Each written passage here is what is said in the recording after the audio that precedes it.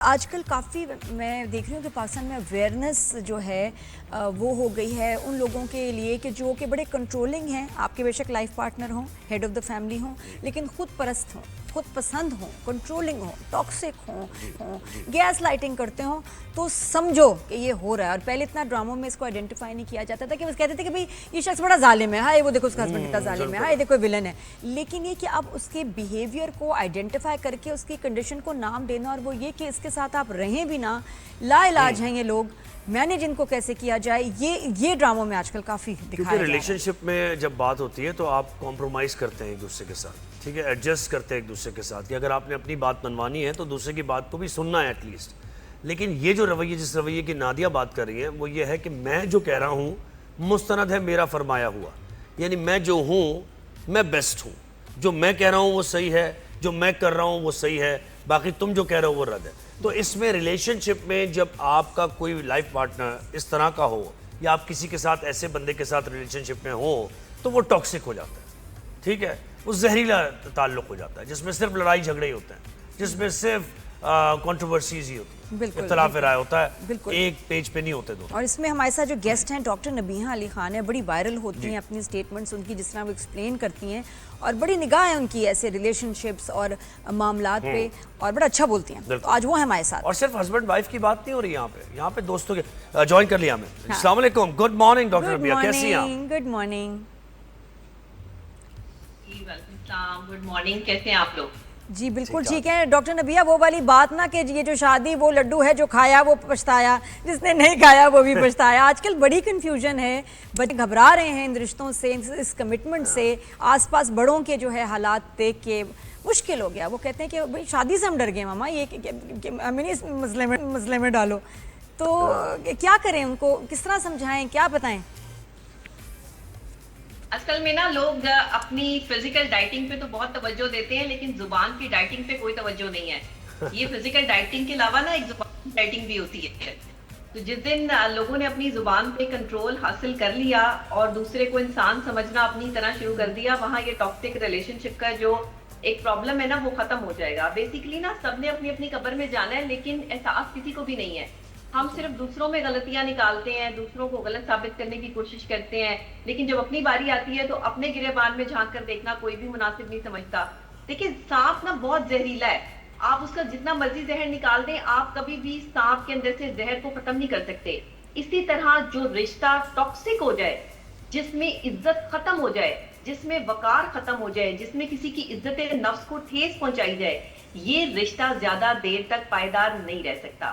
اور اگر شادی سے ڈر ہے, خوف ہے, تو اسی وجہ سے ہے کہ جیسے آج کل آپ کو پتا ہے کہ طلاق کے کیسز بہت سامنے آ رہے ہیں, طلاق سے بھی زیادہ خلا سامنے آ رہے ہیں, کیونکہ خواتین اب وہ والی خواتین نہیں ہیں جو ہماری مائیں دادیاں پہلے برداشت کیا کرتی تھی. اور ہر دور میں ہر عورت کے ساتھ جو ہے وہ برداشت کا لفظ لگا ہوا ہے کہ جی آپ نے برداشت کرنا ہے, عورت کو ہی سمجھ جاتا ہے. لیکن میں آپ کو بتاؤں, جس دن مردوں کی تربیت پر زور دینا شروع کر دیا نا ہم لوگوں نے, اس دن ہم عورتوں کو ان کا جو کہتے ہیں نا کہ قسمت کی دعا دیتے ہیں کہ اللہ اس کی قسمت اچھی کرے, یہ کم ہو جائے گی چیز. عورت کو اس کی قسمت کی دعا جو ہے نا کی ضرورت ہی نہیں پڑے گی جب مردوں کی اچھی تربیت. بالکل, بچوں کو بھی دیکھ رہے ہیں جی, بچیوں کا اچھا آپ کی بیٹیاں اللہ نصیب اچھے کرے. بھئی جیسے آپ فوراً ہی نا آپ کو سوگ منانے لگے کہ اس کے ساتھ تو برا ہونا ہی ہے, تو بیٹوں کے لیے نہیں کہتے, حالانکہ بیٹوں کا بھی گھر ہے, ان کو بھی دعا دیں.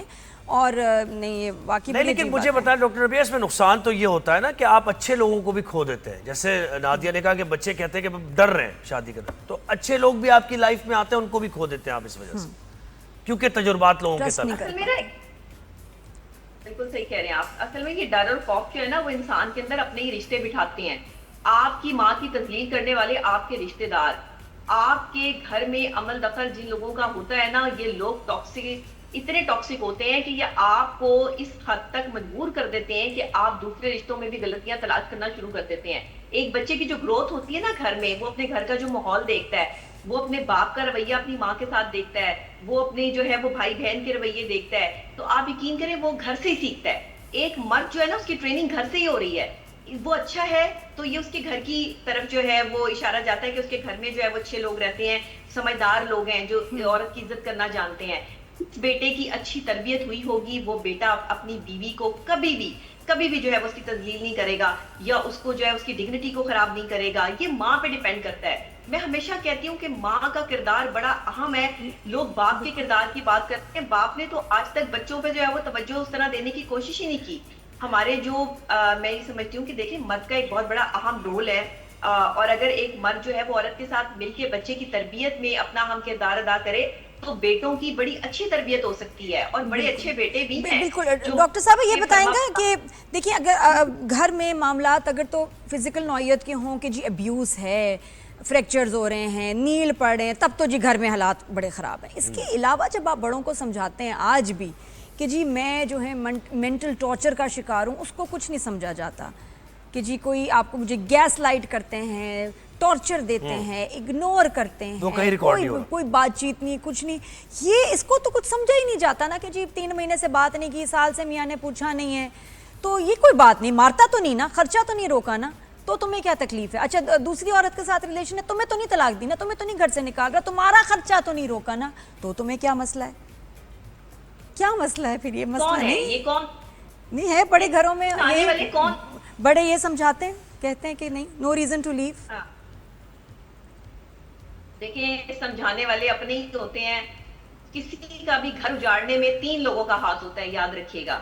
اس کے بہت اپنے خاص دوستوں کا, اس کے اپنے گھر والوں میں سے کسی ایسے شخص کا جس کی وہ بہت بات سنتا ہے, اور تیسرے اس کی اپنی ذات کا, اس کے اپنے بیہیویئر کا. یہ 3 چیزیں جو ہے نا وہ رشتہ توڑ دیتی ہیں. اگر صحیح نہ ہو تو, اور صحیح مشورہ دینے والے لوگ آپ کی زندگی میں نہ ہو تو.